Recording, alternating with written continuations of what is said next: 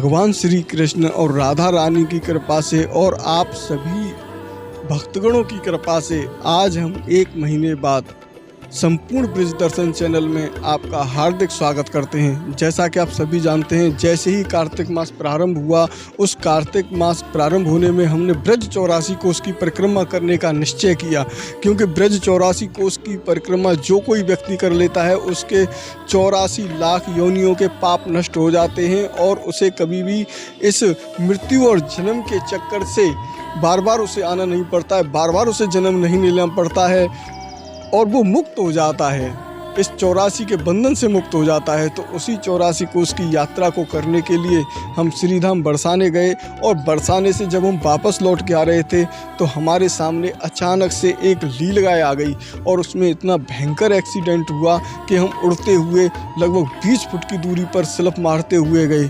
लेकिन राधा रानी की कृपा ऐसी रही कि उन्होंने हमें गोद में ले लिया और हमारे शरीर में कोई भी चोट ऐसी भयंकर नहीं आई, हड्डियां नहीं टूटी, नहीं तो एक्सीडेंट तो इतना भयंकर था जिसमें हड्डियां चकनाचूर हो जाती, क्योंकि लगभग हमारी बाइक की जो स्पीड थी वो भी 50 से 60 की स्पीड पे होगी। बियाबान जंगल था और उस बियाबान जंगल में से एकदम से लीलगाय आ गई और हमें काफ़ी ज़्यादा चोट लगी। हालांकि वो चोट हमारी वैसी नहीं थी जैसे रीढ़ की हड्डी में चोट लगी है, जिसकी वजह से हम पे ज़्यादा बैठा नहीं जा रहा है और हमारे पाँव में भी काफ़ी ज़्यादा चोट लगी थी, उसकी वजह से हम पे चला नहीं जा रहा है। तो आज 1 महीने बाद हम आपका इस संपूर्ण ब्रज दर्शन चैनल में हार्दिक स्वागत करते हैं। महाराज, आज बड़ा ही पावन दिन है, आज देवउठनी एकादशी है और इस देवउठनी एकादशी पर हम आपको कराएंगे मथुरा मंडल की परिक्रमा। कहाँ कहाँ पर होकर ये मथुरा की यात्रा होती है, कैसे कैसे यात्रा होती है, संपूर्ण जानकारी आज आपको संपूर्ण ब्रज दर्शन चैनल के माध्यम से मिलने वाली है। चैनल पर अगर आप पहली बार आए हैं तो अभी के अभी चैनल को सब्सक्राइब कर लें, ज़्यादा से ज़्यादा लोगों के पास आप शेयर करें और संपूर्ण ब्रज दर्शन चैनल आपको ब्रज के कण कण से मिलवाता है।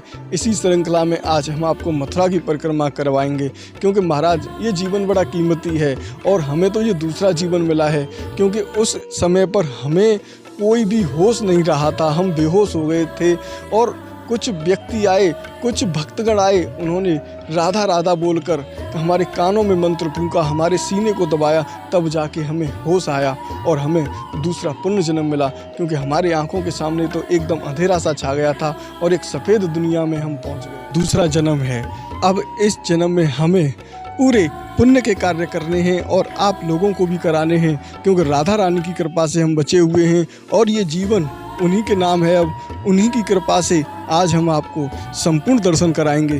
तो चलते हैं और इस मथुरा की भव्य परिक्रमा को करते हैं। तो अभी हम आ चुके हैं कंस किले पर।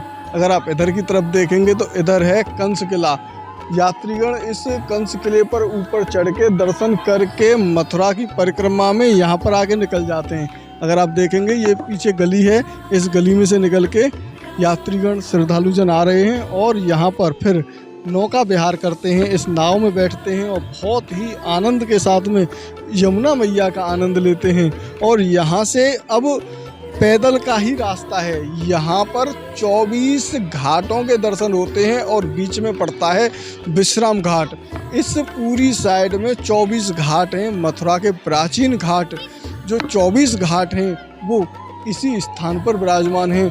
24 घाटों के दर्शन करते हुए ये परिक्रमा कंकाली टीले पर पहुंच जाती है, नए बस अड्डे पर, और पुराने बस अड्डे के पास में रंगेश्वर मंदिर है और वहीं पर कंस टीला भी है। ये कंस किला है और रंगेश्वर मंदिर के पास में कंस टीला है। उसके दर्शन करते हुए कंकाली, भूतेश्वर और भूतेश्वर होके श्री कृष्ण जन्मभूमि, पोतरा कुंड, महाविद्या, कंकाली देवी और सरस्वती कुंड के बाद में चामुंडा देवी होते हुए ये परिक्रमा यहाँ पर आ जाएगी और पूरी मथुरा की परिक्रमा यात्रीगणों की पूरी हो जाती है। तो साथियों, करते हैं इस भव्य यात्रा का प्रारंभ। मथुरा की परिक्रमा के आनंद रस आज आपको संपूर्ण ब्रिज दर्शन चैनल के माध्यम से दिलवाते हैं। चैनल पर पहली बार आए हैं तो अभी के अभी चैनल को सब्सक्राइब कर लें, वीडियो को अंत तक देखें। करते हैं यात्रा। भूमंडल में अयोध्या, मथुरा, माया, काशी, कांची, अवंती, द्वारकापुरी ये मोक्ष को प्रदान करने वाली सप्तपुरियां हैं, लेकिन इसमें स्वयं भगवान श्री कृष्ण जी की जन्म स्थली श्री मथुरापुरी सबसे सर्वश्रेष्ठ है। यह केवल मोक्ष ही नहीं बल्कि भगवत प्रेम प्रदान करने वाला है। माया से संपूर्ण रूप से सच्चिदानंद भगवत धाम सुदर्शन चक्र के द्वारा सुरक्षित रहने के कारण प्रलय आदि विकारों का भी इस पर कोई प्रभाव नहीं पड़ता। वैकुंठ की तो बात ही क्या है, द्वारकापुरी की अपेक्षा ये अधिक प्रशंसनीय है। इस मथुरापुरी का कभी भी विनाश नहीं हुआ है। सतयुग के प्रारंभ में बालक ध्रुव ने देव ऋषि नारद जी का यहीं पर मिलन हुआ था। यहीं यमुना जी के ध्रुव घाट पर यमुना जी में स्नान करके बालक ध्रुव ने नारद जी से मंत्र लिया और मंत्र ग्रहण करने के बाद उन्होंने मधुवन के महुली में आराधना की और आराधना होने के बाद सिद्धियां भी प्राप्त की। सतयुग में महाराज अम्बरीश यहीं पर द्वादशी का व्रत पारण कर रहे थे और उसी समय दुर्वासा ऋषि यहाँ पधारे और यहीं पर दुर्वासा ऋषि ने भक्त अम्बरीश महाराज जी की महिमा की उपलब्धि की। सुदर्शन चक्र से कैसे उनकी रक्षा हुई, चक्र तीर्थ अम्बरीश टीला आज भी इसके साक्षी हैं। त्रेता युग में शत्रुघ्न जी ने भगवान श्री राम जी के आदेश पाकर यहीं पर मधु दैत्य के पुत्र लवणासुर का वध किया। यह वृत्तांत भी इसी परिक्रमा में आता है। द्वापर में श्री कृष्ण जी के जन्म पर यहाँ पर अनेकों तरीकाओं की लीलाएं हुई और उन लीला स्थली होने का गौरव इसे प्राप्त है। श्री कृष्ण जी ने द्वापर में वेद व्यास जी, यहीं पर यमुना जी के द्वीप में जन्म प्रसिद्धि है। कलयुग में श्री राधिका जी के भाव से स्वयं भगवान श्री कृष्णचंद्र जी ने गौर हरि ब्रज धाम के दर्शन हेतु सर्वप्रथम मथुरापुरी में ही पधारे और यहीं पर विश्राम घाट में स्नान करके उन्होंने भी 84 कोसीय ब्रज मंडल की परिक्रमा की। और भूगर्भ के गोस्वामी जी के आने का वर्णन भी यहीं पर प्राप्त होता है। श्री चैतन्य महाप्रभु जी और उनके परिकर भी श्री सनातन गोस्वामियों ने भी इसी ब्रजमंडल में संपूर्ण भ्रमण किया है और इसके अलावा गौड़ीय संप्रदाय के आचार्यों ने भी ब्रजमंडल के अनेकों स्थानों के दर्शन किए हैं और उनका उल्लेख भी किया है। अभी आप देख रहे हैं ये स्थान है महाविद्या चौराया और इस महाविद्या चौराहे से थोड़ा सा ही आगे चल के महाविद्या देवी जी का बहुत ही सुंदर मंदिर है। यहीं पर श्री कृष्ण जी का मुंडन हुआ था। महाविद्या देवी यहाँ पर विराजमान हैं। तो चलते हैं इस परिक्रमा में आगे की तरफ और पुराणों में मथुरापुरी का महात्मा का जो उल्लेख है, भगवान केशव देव जी इसी पुरी के रूप में विराजमान हैं। उत्तर की पंखुड़ियों में गोविंद देव जी वृंदावन में विराजमान हैं, जिनके दर्शन से मनुष्य संसार चक्र से सदा के लिए मुक्त हो जाता है। और ये आप कर रहे हैं महादेवी जी के मंदिर के दर्शन, जो काफी ऊंचे टीले पर है और यहीं पर नीचे महाविद्या कुंड भी स्थित है। ये आप कर रहे हैं यहाँ पर इस भव्य कुंड के दर्शन और महाविद्या देवी के बाहर से दर्शन, क्योंकि अंदर जा पाना अभी हमारे लिए संभव नहीं है, क्योंकि हमारे पैर में जो चोट है उससे आगे हम जा नहीं पाएंगे, इन सीढ़ियों पर चढ़ नहीं पाएंगे। इसकी वजह से आप यहाँ के दर्शन हमारे चैनल के माध्यम से पहले ही हमने करवा दिए हैं, तो आप चाहें तो महाविद्या देवी के नाम से यहाँ के दर्शन कर सकते हैं। इसके बाद में सरस्वती कुंड आएगा, वहाँ के भी दर्शन हमने आपको करा दिए हैं। स्वामी नारायण मंदिर, चामुंडा देवी मंदिर, गोकर्णेश्वर मंदिर और चक्र तीर्थ, शमशान घाट, जितने भी स्थान यहाँ पर पड़ते हैं, कंस किला, उन सबके दर्शन हमने आपको पहले ही अपने चैनल पर करा दिए हैं। तो आप चाहें तो पुराने वीडियो में जाकर उनके संपूर्ण दर्शन का आनंद प्राप्त कर सकते हैं। मथुरा में जहाँ जहाँ तहाँ तहाँ स्नान करने से जीवों के समस्त पाप नष्ट हो जाते। और पग पग पर अश्वमेध यज्ञ करने का फल प्राप्त होता है। भगवान अपने श्रीमुख से कह रहे हैं कि हे वसुंधरे, पाताल लोक में, मनुष्य लोक में या अंतरिक्ष लोक में कहीं पर भी किसी भी रूप में मथुरा जैसा और कोई भी मेरा प्रिय स्थान नहीं है। हे वसुंधरे, मेरे शयन काल में चतुर्मास में पृथ्वी के सारे तीर्थ, समुद्र, सरोवर मथुरा में ही निवास करते हैं। स्कंद पुराण में तो ऐसा उल्लेख है कि भारतवर्ष से किसी भी अन्य भाग में लाखों वर्ष तक वास करने से जो लाभ प्राप्त न होता हो, वह फल मथुरा नगरी के एक बार स्मरण करने से ही प्राप्त हो जाता है। श्री मथुरा में जप, उपवास, परिक्रमाएं करने वाले मनुष्य श्री कृष्ण जी के जन्म स्थान का दर्शन करने के समस्त पापों से विमुक्त हो जाते हैं। ब्रह्मघाती, महापापी, गोधाती और ब्रह्मचर्य से भ्रष्ट पापी व्यक्ति भी मथुरा की परिक्रमा करने मात्र से उसके सभी पाप मुक्त हो जाते हैं। और अन्य दूर दूर के देश विदेश से आकर जो लोग मथुरापुरी की परिक्रमा करते हैं, लीला स्थलियों के दर्शन करते हैं, वे भी सभी प्रकार के पापों से मुक्त हो जाते हैं। यहाँ तक कि यदि कोई व्यक्ति ये कह दे कि मैं मथुरा में वास करूंगा, ऐसा संकल्प कर लेता है, तो उसके भी समस्त बंधनों से मुक्त हो जाता है। पद्म पुराण में तो यहाँ तक लिखा हुआ है कि जहाँ कहीं से भी किसी ने मथुरा दर्शन करने की अगर अभिलाषा भी कर ली हो, सोच भी लिया हो कि मैं दर्शन करने के लिए जाऊंगा, और दर्शन करने से पहले ही उसकी मृत्यु हो जाए, उसकी मृत्यु भी होने पर उसका निश्चय ही मथुरा में ही जन्म होता है। इसमें तनिक भी संदेह नहीं है। प्रकृति से अतीत और इस मथुरापुरी में केवल उन्हीं लोगों की रति होती है जिनकी भगवान श्री कृष्ण अविचल भक्ति रहती है तथा श्री कृष्ण के अचूक मात्र हैं। और वायु पुराण में तो बताया गया है कि मथुरा मंडल 84 कोस के परिव्यक्त भगवान श्री हरि यहाँ सर्वदा ही स्वयं निवास करते हैं। अहो, श्री नारायण धाम वैकुंठ से भी श्रेष्ठ धाम मथुरा धाम है। धन्य है ये मथुरापुरी, जहाँ केवल एक दिन निवास करने से ही श्री हरि की भक्ति प्राप्त हो जाती है।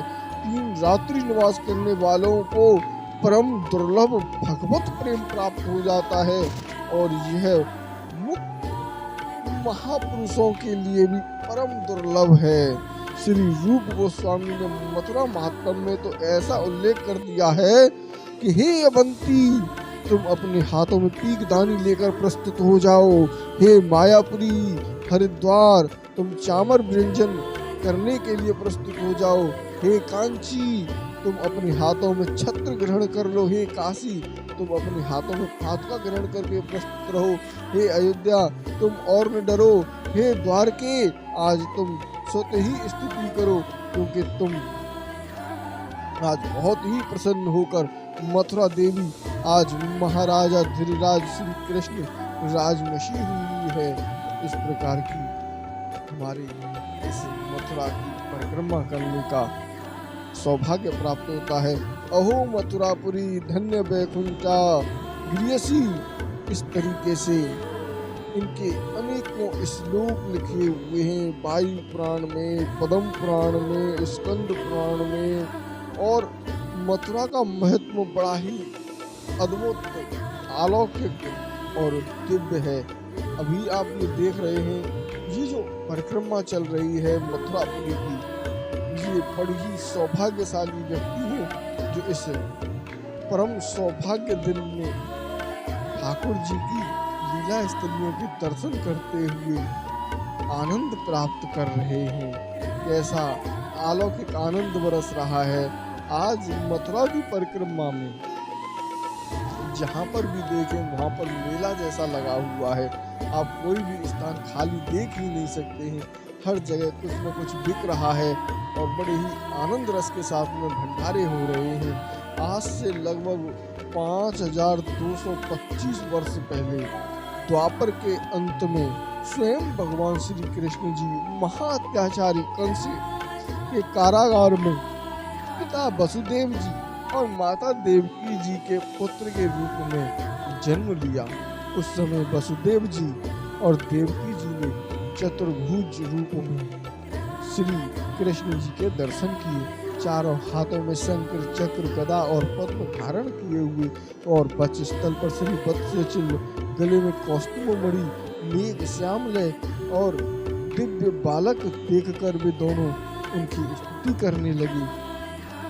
इस प्रार्थना से भगवान ने शिशु रूप धारण कर लिया तथा भगवान की प्रेरणा से ही वसुदेव जी नवजात शिशु को गोदी में उठाकर गोकुल महावन स्थित नंद भवन में रखने के लिए चल पड़े।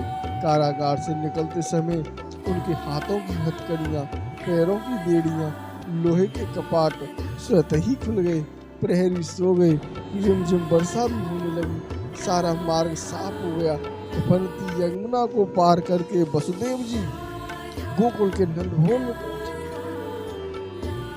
वहां नंद भवन में यशोदा जी के गर्भ से द्विभुज श्याम सुंदर और कुछ क्षण पश्चात ही एक बालिका भी योग माया पैदा हुई। यशोदा प्रसव पीड़ा से कुछ अचेत मनसी थी।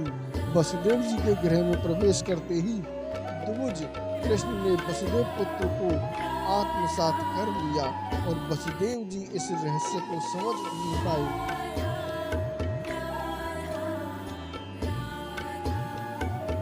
कन्या को गोद में लेकर चुपके से पुनः कंस कारागार में लौट आए। पहले की भांति कारागार के लोह कपाट बंद हो गए।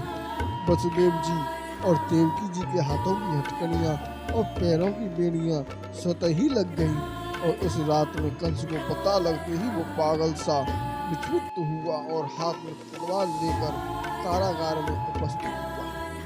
उसकी बहन देवकी के हाथों से कन्या को छीन लिया और कन्या के दोनों पैरों को पकड़कर पृथ्वी पर पटक पटक कर मारना चाहा, किंतु कन्या अष्टभुजा वाली दुर्गा का रूप धारण करके कंस को दुत्कारते हुए आकाश मार्ग से अंतर्ध्यान हो गई। श्री कृष्ण जी इस जन्म भूमि पर सर्वप्रथम श्री कृष्ण के पपौत्र श्री वज्रनाभ जी ने एक विशाल मंदिर की स्थापना की। अब उसी स्थान पर भारत के धार्मिक राजाओं ने बड़े बड़े विशाल मंदिरों का करवाया। जिस समय चैतन्य महाप्रभु जन्मभूमि में पधारे उस समय वहां एक विशाल मंदिर था। श्री महाप्रभु जी के भावपूर्ण मधुर नृत्य और कीर्तन से कीर्तन देखकर उस मंदिर में लाखों लोगों की भीड़ एकत्रित हो गई। नित्य कीर्तन करते हुए श्रीमन महाप्रभु जी के भावों को देख दर्शन कर भाव विभोर हो गए। यहीं पर चैतन्य महाप्रभु जी के बंगाल के सुब्बराय नामक राजा को आत्महत्या से बचाकर उन्हें परम भागवत भक्त बना दिया और तब सुब्बुद्धि राय को बंगाल के धर्मार्थ मुस्लिम शासक के द्वारा बलपूर्वक जाति भ्रष्ट किया गया और वह पुनः हिंदू बनना चाहता था, किंतु उस समय के कट्टर हिंदू पुरोहितों और व्यवस्थापकों के निर्देश अनुसार मृत्यु से पूर्व हिंदू धर्म में पुनः प्रवेश करने के लिए कोई भी मार्ग शेष नहीं था। परंतु करुणा सागर श्री चैतन्य महाप्रभु ने एक बार श्री कृष्ण का नाम उच्चारण कराकर उसे शुद्ध कर दिया तथा जीवन भर हरि नाम संकीर्तन और वैष्णवों की सेवा करने और रहने का उपदेश प्रदान कर उसे प्राप्त कर दिया। श्रीमन महाप्रभु जी का ब्रज आगमन मुगल सम्राट हुमायूं के राज्य के समय उस काल की बात है जब यवनों के द्वारा मंदिर को ध्वस्त किए जाने के बाद ओरछा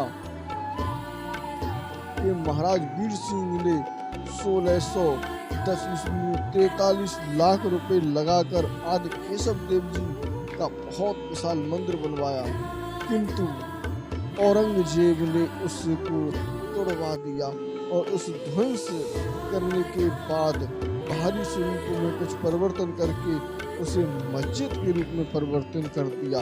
श्री आदि केशव देव जी पुजारियों ने प्राचीन विग्रह को जिला कानपुर के स्थित राजधान नामक ग्राम में, वर्तमान में इटावा शहर के 17 मील दूर छुपा दिया। आज भी वह विग्रह वहीं छोटे से मंदिर में स्थित है, किंतु इसका विग्रह वर्तमान जन्म स्थान के पीछे मल्लपुरा नामक स्थान आदि केशव देव मंदिर में आज भी सेवित हो रहा है। उस श्री विग्रह की विशेषता यह है कि उसमें 24 अवतारों की मूर्तियां अंकित हैं। आदि केशव देव जी कहे जाने वाले वैष्णव भक्त लोग इसी मंदिर में दर्शन करने हेतु आते हैं। आजकल प्राचीन जन्म स्थान पर श्री मदन मोहन मालवीय द्वारा संग्रहित केशव कटरे पर एक विशाल श्री मंदिर का निर्माण हुआ है। गीता प्रेस गोरखपुर के स्वर्गीय श्री हनुमान प्रसाद पोद्दार जी की प्रेरणा और श्री डालमी जी के द्वारा इस प्रयास से मंदिर का दोबारा निर्माण हुआ। जन्मभूमि मथुरा के मल्लपुरा क्षेत्र में स्थित महाराज कंस के चारण आदि मल्ल इसी स्थान के निकट ही रहते थे। पास में ही पोतरा नामक विशाल कुंड है और यह पहले कंस कारागार के अंदर ही स्थित था, जिसमें माता देवकी जी श्री कृष्ण जी के वस्त्रों को धोने के लिए आती थी। कहा जाता है कि पुत्रों के उत्पन्न होने पर देवकी जी के वस्त्र इसी में साफ किए जाते थे। पवित्र कुंड अप्रभ्य, इसका नाम पोतरा कुंड हुआ। इस प्रकार की साथियों मथुरा की महिमा है, मथुरा की परिक्रमा की महिमा है और भक्तगण बड़े ही आनंद के साथ, बड़े ही प्रसन्न होकर इस यात्रा को कर रहे हैं। महाराज बहुत ही आनंद बरस रहा है। आज देवता भी आने को तरस रहे हैं कि कैसे भी हम भी इस मथुरा की परिक्रमा को कर लें और अपने सभी पापों को नष्ट कर लें। तो आप ये देख रहे हैं, ये है चक्रतीर्थ।